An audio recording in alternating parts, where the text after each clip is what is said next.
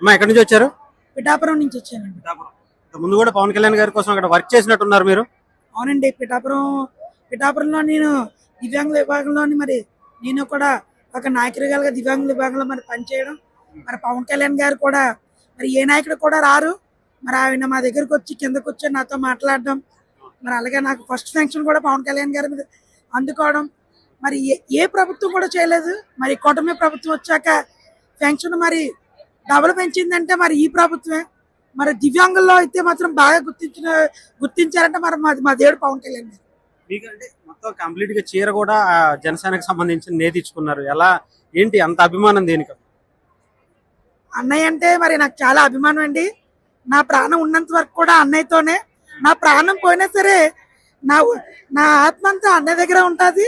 ఎందుకంటే ఇలాంటి నాయకుడు కావాలి. మీకు తెలుసు, ఎక్కడో ఉన్న కొండల్లో ప్రాంతంలో, గిరిజన ప్రాంతంలో అసలు ప్రాణాలు కూడా తను తెగించి అక్కడికి వెళ్ళి రోడ్లు వేయడం, వాళ్ళ చిన్న కుమారుడు మార్క్ శంకర్ కూడా ప్రమాదం జరిగినా సరే అసలు ఎక్కడికి వెళ్లకుండా నా కుమారుని ఎవరైనా చూసుకుంటారు, ఈ ప్రజలను ఎవరు చూస్తారని ప్రజలతో మమేకమైన వ్యక్తి పవన్ కళ్యాణ్ గారు. ఇలాంటి వ్యక్తి కదా కావాలి. పవన్ కళ్యాణ్ గారి కోసం నాకు ఆయన అంటే నిజంగా ఇలాంటి నాయకుడు కావాలి. ఈయన అందరూ డిప్యూటీ సీఎంఏ కాదు, అందరూ సీఎం అవ్వాలనుకుంటున్నారు. కానీ ఈయన ఓన్లీ రాష్ట్రానికే కాదు దేశానికి పిఎం అవుతారండి. పిఎం అవ్వాలి కూడా. ఎందుకంటే ఆయన చేసేవన్నీ కూడా ఇలాంటివి చేస్తారు. మీకు తెలుసు, పిఠాపురం నియోజకవర్గంలో 42 అనాథ పిల్లల్ని గుర్తించి తన సొంత డబ్బులు ఇస్తున్నారండి. మేము కూడా పట్టుకెళ్ళిస్తున్నాం. మొన్న రాఖీ పండక్కి అక్క చెల్లెలకి 15,000 చీరలు చాలా బాగున్నాయండి. పట్టు చీరలు అక్క చెల్లెలకి ఇమ్మన్నారు. క్రియాశక్తి ఎవరైతే కట్టించారో వాళ్ళకి పంపించారు. అందులో నేను కూడా ఉన్నాను. నేను చాలా హ్యాపీ ఫీల్ అయ్యాను. అంటే మమ్మల్ని కూడా గుర్తించారు కదా పవన్ కళ్యాణ్ గారు అని చాలా హ్యాపీ అనిపించి వాళ్ళు ఇస్తుంటే అండి, పవన్ కళ్యాణ్ గారు మీకు చేరిచ్చారమ్మా అంటుంటే నిజంగా వాళ్ళ ఆనందంగా అంతలేదండి. అందులో మేము ఉన్నందుకు చాలా హ్యాపీగా ఫీల్ అయ్యండి. ఇన్ని సంవత్సరాల్లో పిఠాపురంలో చాలా మంది ఎమ్మెల్యేలు, ఎంపీలు చాలా మంది వచ్చారు. అసలు అంటే వాళ్ళు ఎప్పుడైనా ఇలాంటి కార్యక్రమాలు చేయటం కానీ, ఇలా ప్రజలకు దగ్గరగా ఉండటం కానీ చూసారా? ఇలాంటి చేయలేదనే నేను జస్ట్ కొంచెం వాయిస్ ఇచ్చారనమాట. నిజంగా ఇలాంటి ఆలోచనలు ఎవరికైనా వచ్చాయో చెప్పండి. ఏ నాయకుడు కూడా రాలేదు. నిజంగా రాఖీ పండుగ రోజు ఒక అన్నయ్యగా ఒక చెల్లికి ఇస్తే ఆ ఆనందం వేరు కదండి. నిజంగా మీరు నమ్మరు, మా భర్తలో 10,000 పట్టు చీర ఇచ్చినా మేము కట్టుకోము. పవన్ కళ్యాణ్ అన్నయ్య మాకు ప్రేమతో ఇచ్చారు, అన్నయ్య చీర కట్టుకుంటామని. నిజంగా కొంతమంది అయితే వాళ్ళు మా అన్నదమ్ములు ఉన్నా తీసి రాలేదు, పవన్ కళ్యాణ్ గారు ఇచ్చారు, నాకు అన్నదమ్ములు లేరు అని అంటూ నిజంగా వాళ్ళ ఆనందంలో వాళ్ళ అసలు ఆనందానికి అంతులేదండి. ఇలాంటి నాయకుడికి ఇంత మంచి ఆలోచన వచ్చిందంటే పవన్ కళ్యాణ్ గారికి ఇలాంటి ఆలోచన వస్తాయండి, ఎవరికి రావండి. నేను ఆ వాయిస్ కూడా ఇచ్చానండి పవన్ కళ్యాణ్ గారి కోసం. ఇదే మొక్క చెప్పానండి. ఇవే కాదండి, అన్ని కూడా పవన్ కళ్యాణ్ గారికి ఎవరో చేయలేనివి చెయ్యాలి, ప్రజలకి మంచిగా చెయ్యాలి అన్న ఆలోచన వ్యక్తి. ఇదే కాదండి, మోగ చెవుల కోసం పిఠాపురంలోని దోళ్ల మార్కెట్ సంత ఉంటుందండి. అక్కడ ఇప్పటికొచ్చే ఏ ఎమ్మెల్యే కూడా ఎవరు కట్టించలేనగా ఆయన తొట్లు కట్టించారండి. కట్టించా మోగ చెవుల కోసం ఆలోచించారు. ఇదే కాదండి, జగనన్న కాలనీ పేరైతే పెట్టుకున్నారు.